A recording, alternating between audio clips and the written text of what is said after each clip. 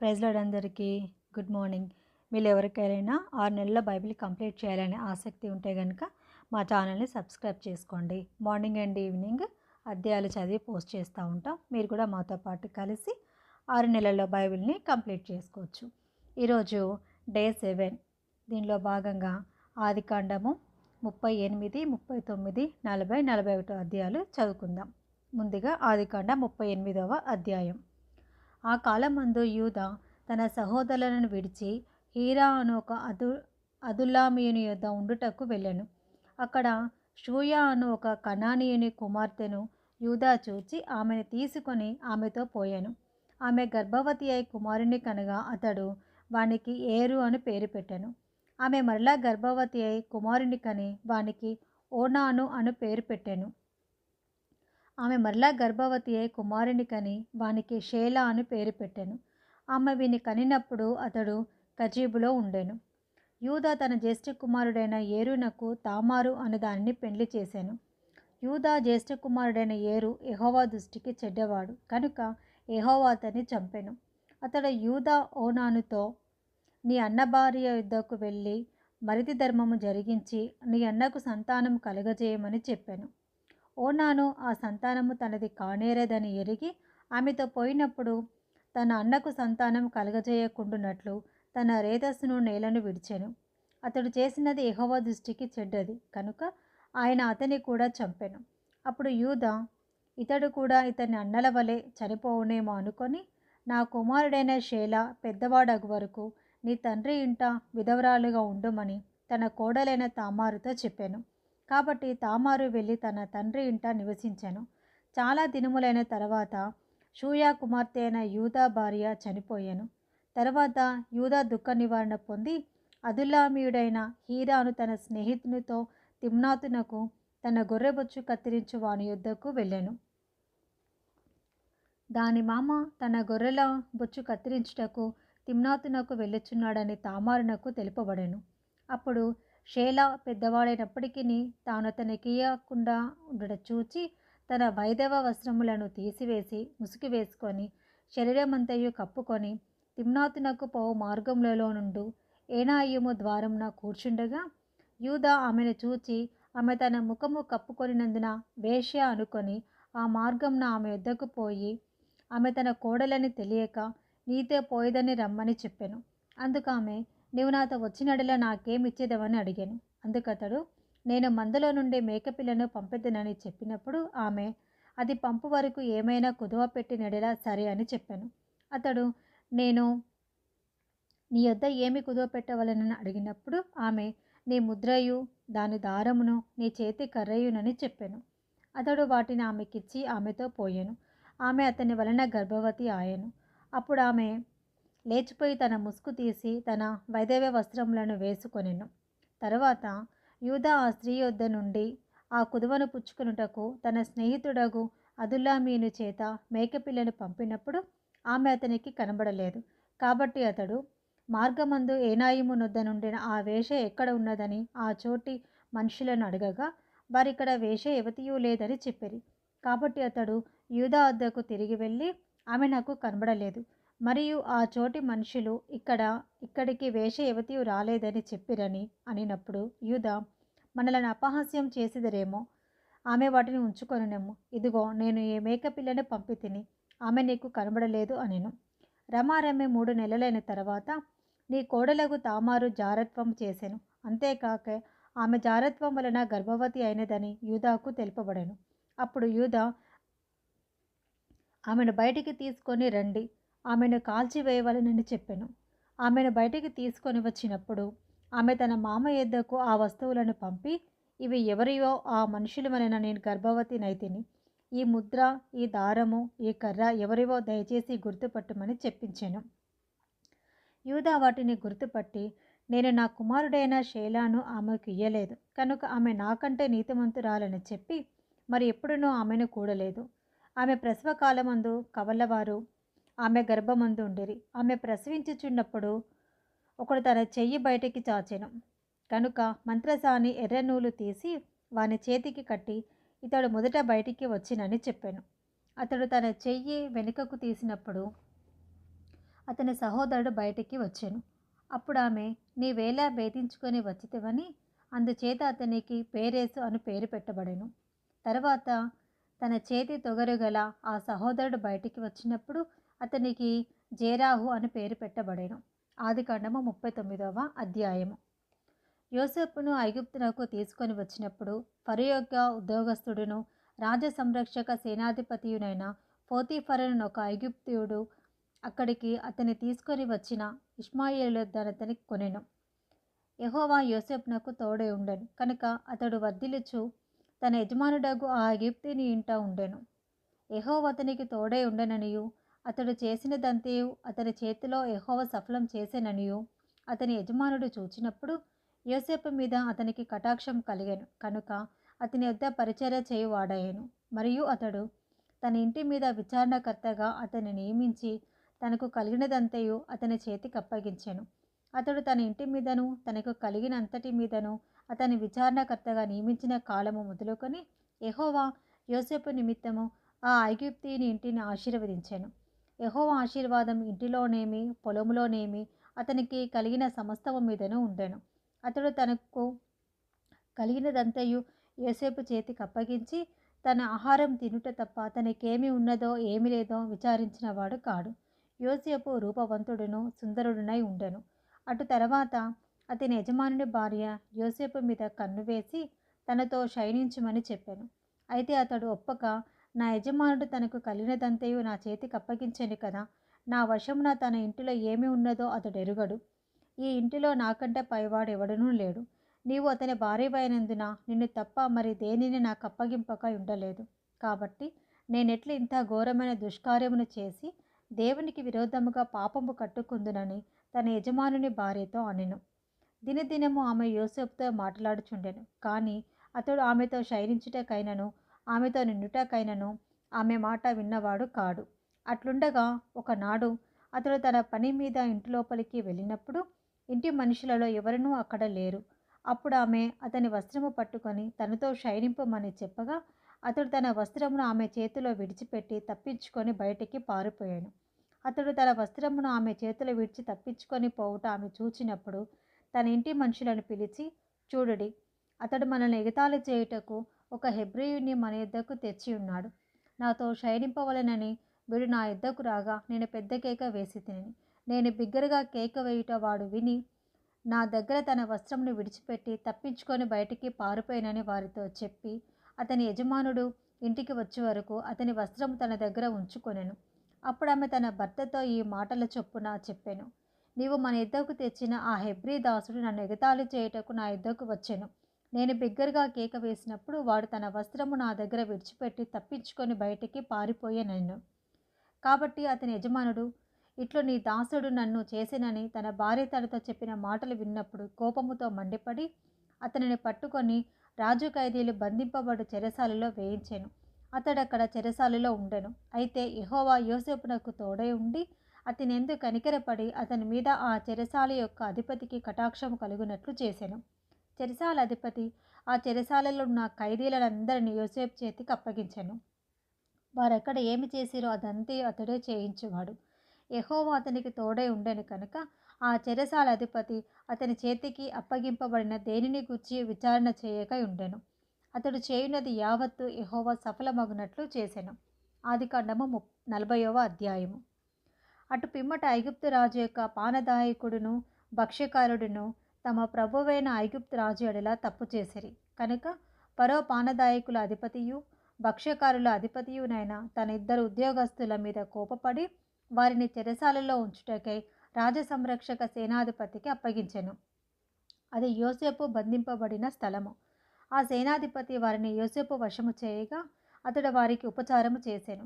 వారు కొన్ని దినములు కావలిలో ఉండిన తర్వాత వారిద్దరు అనగా చెరసాలలో బంధింపబడిన ఐగుప్తు రాజు యొక్క పానదాయకుడును భక్ష్యకారుడును ఒక్కటే రాత్రియందు కలలు కనిరి.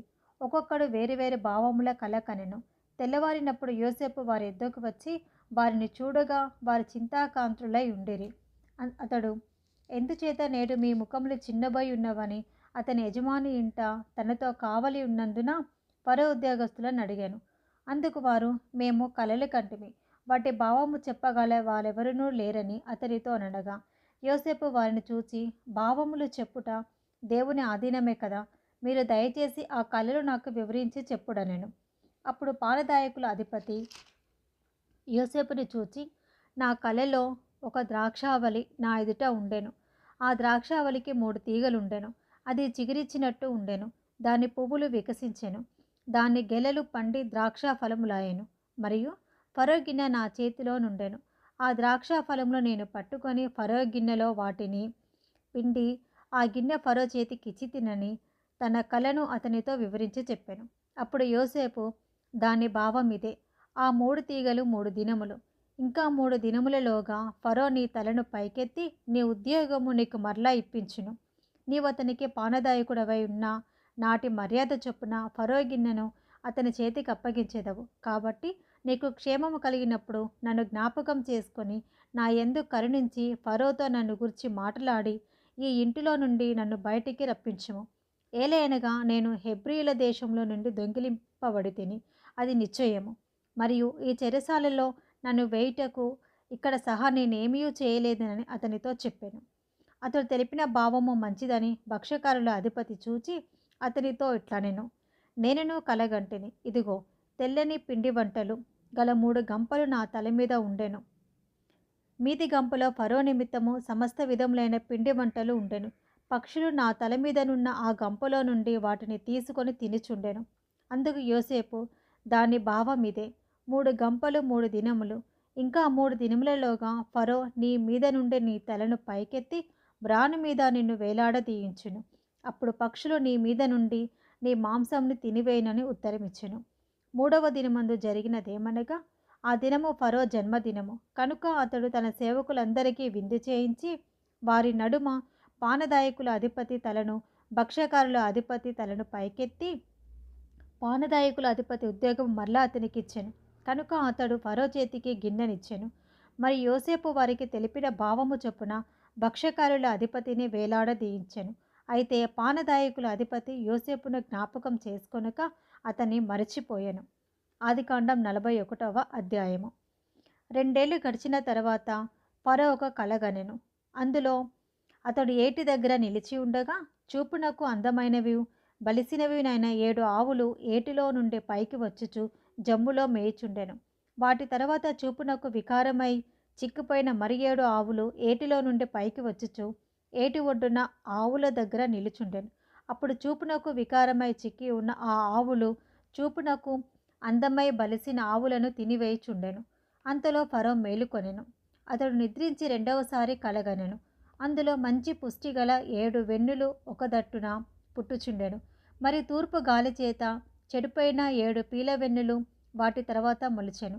అప్పుడు నిండైన పుష్టిగల ఆ 7 వెన్నులను ఆ పీలవెన్నులు మింగివేశాను. అంతలో ఫరో మేలుకొని అది కల అని గ్రహించెను. తెల్లవారినప్పుడు అతని మనసు కలవరపడెను. కనుక అతడు ఐగుప్తు శకునగాళ్ళందరినీ అక్కడి విద్వాంసులందరినీ పిలువనంపి ఫరో తన కలను వివరించి వారితో చెప్పాను. కానీ ఫరోకు వాటి భావం తెలుపగల వాడెవడనూ లేకపోయాను. అప్పుడు పానదాయకుల అధిపతి, నేడు నా తప్పిదములను నేను జ్ఞాపకం చేసుకొనుచున్నాను. ఫరో తన దాసుల మీద కోపగించి నన్నును భక్ష్యకారుల అధిపతిని మా ఉభయులను రాజసంరక్షక సేనాధిపతి ఇంట కావలిలో ఉంచెను. ఒక రాత్రి నేను అతడు మేమిద్దరము కలలు కంటిమి. ఒక్కొక్కడు వేరువేరు భావములు గల కలలు చేరి ఒకటి కంటిమి. అక్కడ రాజసంరక్షక సేనాధిపతికి దాసుడనై ఉండిన ఒక హెబ్రీ పడుచువాడు మాతో కూడా ఉండెను. అతనితో మా కలలను మేము వివరించి చెప్పినప్పుడు అతడు వాటి భావము మాకు తెలిపెను. ఒక్కొక్కని కల చొప్పున దాని భావములను తెలిపెను. అతడు మాకు ఏ భావము తెలిపెనో ఆయా భావముల చొప్పున జరిగెను. నా ఉద్యోగం నాకు మరలా ఇప్పించి భక్ష్యకారుని వేలాడ తీయించినని ఫరోతో చెప్పగా ఫరో యోసేపును పిలువనంపెను.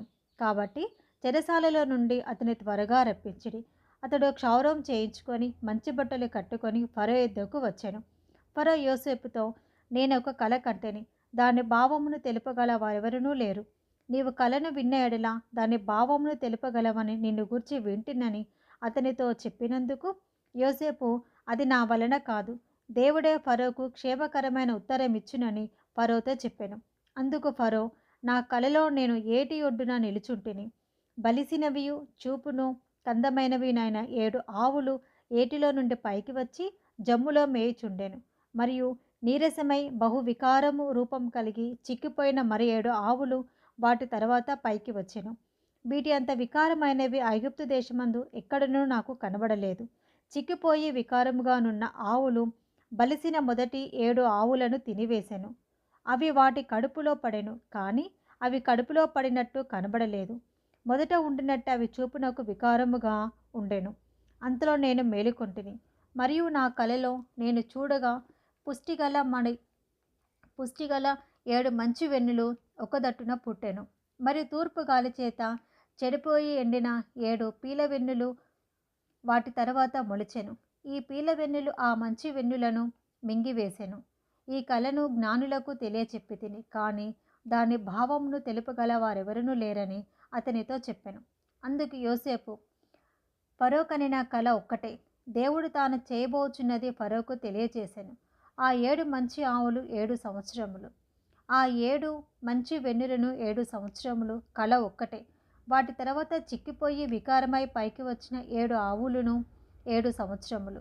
తూర్పు గాలి చేత చెడిపోయిన 7 పీల వెన్నులు, కరువు గల 7 సంవత్సరములు. నేను ఫరోతో చెప్పు మాట ఇదే, దేవుడు తాను చేయబోచున్నది ఫరోకు చూపించెను. ఇదిగో, ఐగుప్తు దేశం అంతటను బహు సమృద్ధిగా పంట పండు 7 సంవత్సరములు వచ్చుచున్నవి, మరియు కరువుగల 7 సంవత్సరములు వాటి తర్వాత వచ్చును.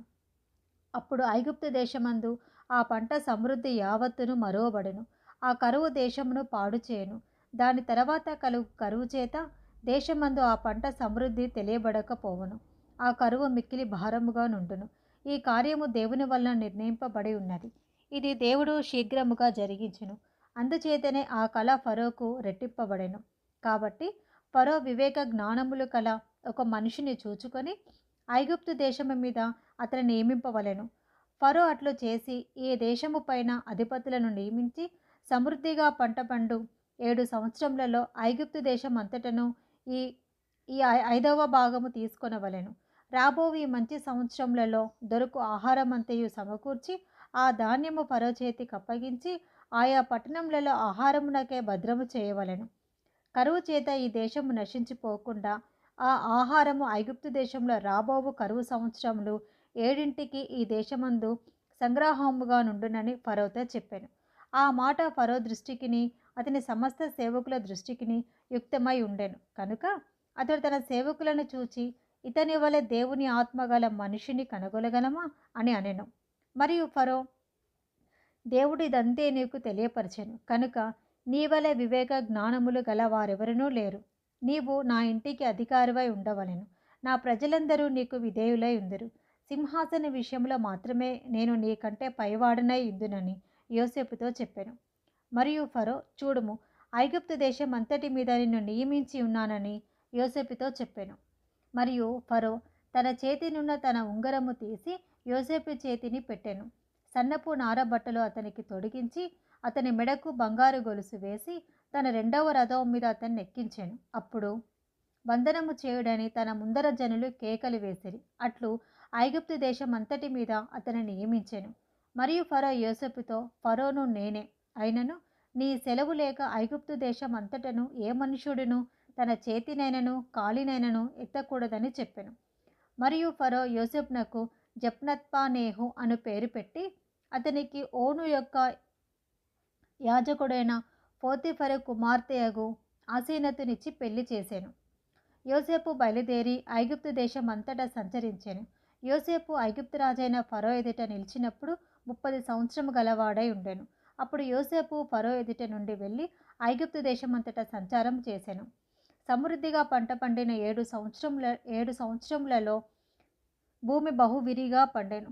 ఐగుప్తు దేశమందున్న 7 సంవత్సరముల ఆహారం అంతయు అతడు సమకూర్చి ఆయా పట్టణములలో దాన్ని నిల్వ చేశాను. ఏ పట్టణము చుట్టూ నుండు పొలం యొక్క ధాన్యము ఆ పట్టణమందే నిల్వ చేశాను. యోసేపు సముద్రపు ఇసుకల వలె అతి విస్తారముగా ధాన్యము పోగు చేశాను. కొలుచుట అసాధ్యమాయను కనుక కొలుచుట మానివేశాను. కరువు సంవత్సరంలో రాకమునుపు యోసేపుకిద్దరు కుమారులు పుట్టిరి. ఓను యొక్క యాజకుడైన పోతెఫరు కుమార్తెయగు ఆసేనతు అతనికి వారిని కనెను. అప్పుడు యోసేపు దేవుడు నా సమస్త బాధను నా తండ్రి ఇంటి వారిని అందరినీ నేను మర్చిపోవునట్లు చేసినని చెప్పి తన జ్యేష్ఠ కుమారునికి మనష్షే అని పేరు పెట్టాను. తరువాత అతడు నాకు బాధ కలిగిన దేశమందు దేవుడు నన్ను అభివృద్ధి పొందించినని చెప్పి రెండవ వానికి ఎఫ్రాయిము అని పేరు పెట్టాను. ఐగుప్తు దేశమందు సమృద్ధిగా పంట పండిన సంవత్సరములు గడిచిన తర్వాత యోసేపు చెప్పిన ప్రకారము 7 కరువు సంవత్సరములు ఆరంభమయ్యాను. కానీ ఐగుప్తు దేశం అంతటను ఆహారం ఉండెను. ఐగుప్తు దేశం అంతటను కరువు వచ్చినప్పుడు ఆయా దేశస్థుల ఆహారం కోసము ఫరోతో మొరపెట్టుకొనిరి. అప్పుడు ఫరో, మీరు యోసేపు నొద్దకు వెళ్ళి అతడు మీతో చెప్పినట్లు చేయుడని ఐగుప్తీయులందరితో చెప్పాను. కరువు ఆ దేశం అంతటను ఉండెను కనుక యోసేపు కొట్లనియు విప్పించి ఐగుప్తులకు ధాన్యం అమ్మకము చేసెను. ఐగుప్తు దేశమందు ఆ కరువు భారముగా ఉండెను. మరియు ఆ కరువు ప్రతి దేశమందు భారమైనందున సమస్త దేశస్థులు యోసేపు నొద్ద ధాన్యం కొనుటకు ఐగుప్తునకు వచ్చిరి. ఇది ఈరోజు పార్ట్ 1 అండి. Praise the lord.